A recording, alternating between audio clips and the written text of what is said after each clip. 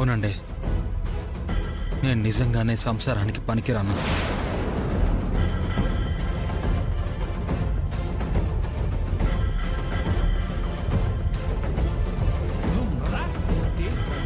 మాకు పెళ్ళైనప్పటి నుంచి నేను సింధుజాక్షిని తాకను కూడా తాకలేదు.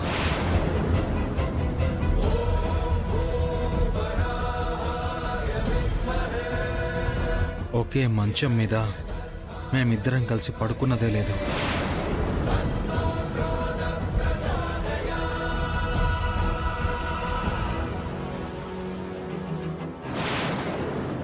నేను సంసారానికి పనికిరానని సింధుజాక్షికి తెలిసిన రోజే తన జీవితం అన్యాయం అయిపోతుందని పురుగుల మందు తాగేసింది.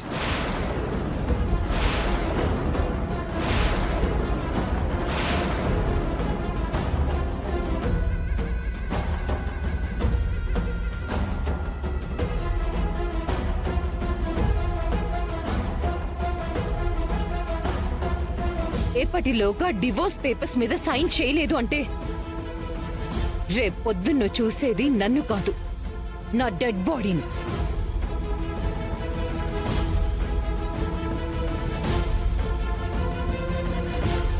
అయ్యో సింధుజాక్షి, సింధుజాక్షి, సింధుజాక్షి! నేను మా ఊరి పెద్దల సమక్షంలో నా తప్పు ఒప్పుకొని సింధుజాక్షిని మీకు అప్పగించి వెళ్దామని వచ్చేసరికి సింధు మీకు అబద్ధం చెప్పిందని అర్థమైంది.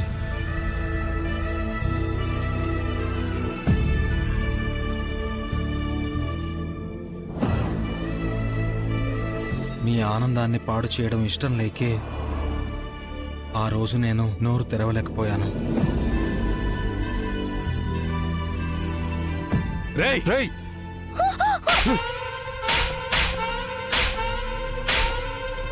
అన్నయ్య,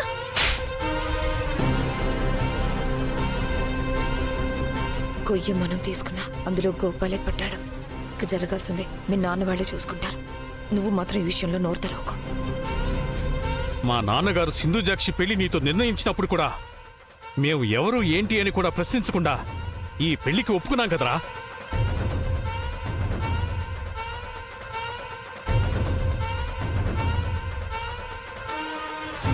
చెప్పిన వాళ్ళందరూ మంచోడు, గుణవంతుడు, సంస్కారవంతుడు అని చెప్పారు, కానీ సంసారానికి పనికిరాడు అని ఒక్కరు కూడా చెప్పలేదు.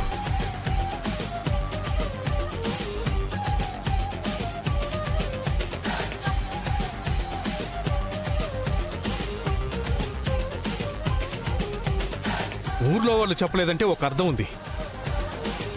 నీలో ఉన్న లోపం గురించి నువ్వైనా చెప్పొచ్చు కదా.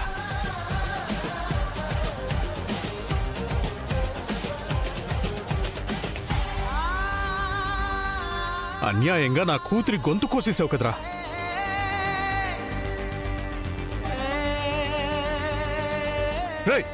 ఏమండి? ఎందుకు ఇలా చేశావు చెప్పు. చిన్నోడా,